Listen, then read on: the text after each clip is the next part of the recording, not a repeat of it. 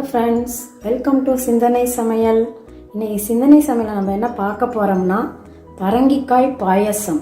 ரொம்ப டேஸ்டியான இந்த பாயசம் உங்களுக்கு எப்படி செய்யறதுன்னு வாங்க வீடியோக்குள்ளே போய் பார்க்கலாம். பரங்கிக்காய் பாயசம் அதுக்கு தேவையானதை இப்போ பார்த்துடலாம். 2 டம்ளர் நான் பால் எடுத்து வச்சுருக்கேன். பரங்கிக்காய் 2 பீஸு தோல் எடுத்து அந்த சதப்பகுதியெல்லாம் எடுத்து வச்சுருக்கேன். 1/2 கப் சர்க்கரை, முந்திரி, ஏலக்காய் பவுடர், மில்க்மெய்டு. இதுக்கு இவ்வளோதாங்க. இதை எப்படி செய்யறதுன்னு பார்க்கலாம். ஃபஸ்ட்டு நம்ம இந்த பரங்கிக்காயெல்லாம் கேரட் துருவுறதில் நல்லா சன்னமாக துருவிக்கலாம். இந்த பரங்கிக்காயெல்லாம் இந்த மாதிரி துருவி வச்சுக்கலாம். சன்னமாக இருக்கிறதுல துருவிக்கோங்க. இப்போது பரங்கிக்காய் துருவி வச்சது மெஷர்மெண்ட் கப்பில் 1 கப்பு இருக்குது. அதில் 1/2 கப்பு நான் சர்க்கரை எடுத்திருக்கேன். நான் பால் 2 டம்ளர் எடுத்திருக்கேன். இப்போது இந்த பரங்கிக்காயை கொஞ்சம் நெய் விட்டு நல்லா வதக்கிக்கலாம். இந்த நெய்யில் இதை வதக்கிறதுனால இந்த பரங்கிக்காய் பச்சை வாசனை இருக்காது. அதனால் நம்ம ஒரு 2-3 நிமிஷம் வதக்குனா போதும். இது சீக்கிரம் வெந்துடும். பாலில் தான் நம்ம வேக வச்சுக்க போகிறோம்.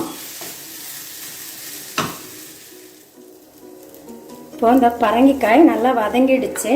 இப்போ ஒரு கிண்ணத்தில் பால், காய்ச்சின பால் 2 டம்ளர் சொன்னேன் இல்லையா, அதை இதில் விட்டுக்கலாம்.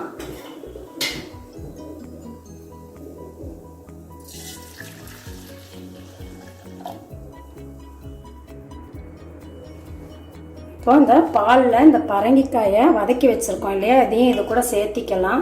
நல்லா சிம்மில் நல்லா கொதிக்கட்டும். அந்த முந்திரி இருக்கு இல்லையா, அதை வந்து நம்ம மிக்சியில் நல்லா நைஸாக பவுடர் பண்ணிக்கலாம். பரங்கிக்காய் பாலில் நல்லா வெந்துட்டுருக்கு. நான் 1/2 கப் சர்க்கரை சொல்லியிருக்கேன். உங்களுக்கு குறைவா வேணும்னா நீங்கள் குறைவா கூட சேர்த்திக்கலாம். ஏன்னா பரங்கிக்காயில் உங்களுக்கு ஸ்வீட் இருக்கும்.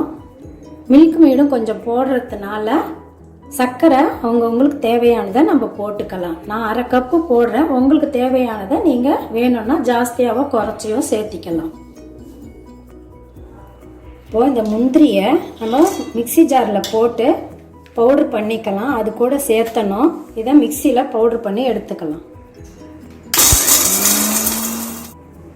பாருங்கள், இந்த மாதிரி பவுடர் பண்ணி எடுத்துக்கலாம்.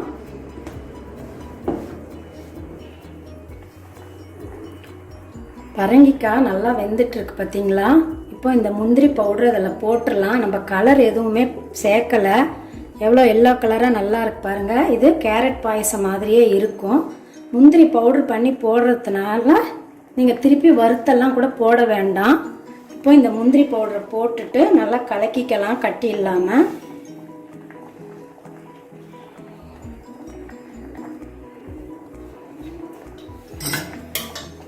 விட்டுக்கோங்க நல்லா. சில பேர் இந்த பரங்கிக்காயை நல்லா வதக்கிட்டு மிக்சியில் அரைச்சி கூட நீங்கள் சேர்த்திக்கலாம். நான் துருவி நைஸாக துருவுறதுனால நல்லா வெந்துடுச்சு உங்களுக்கு. இப்போ இந்த சர்க்கரையும் போட்டுக்கலாம்.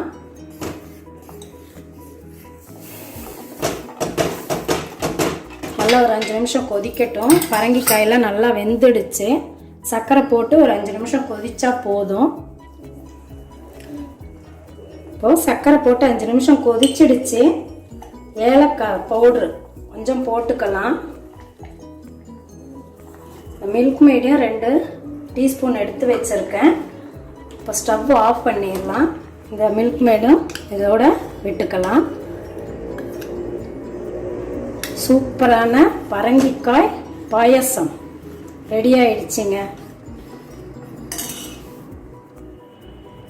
அருமையான பரங்கிக்காய் பாயசம் ரெடி. உங்களுக்கு இந்த வீடியோ பிடிச்சிருந்தா லைக் பண்ணுங்கள், ஷேர் பண்ணுங்கள். சிந்தனை சமையலை மறக்காமல் சப்ஸ்கிரைப் பண்ணுங்கள்.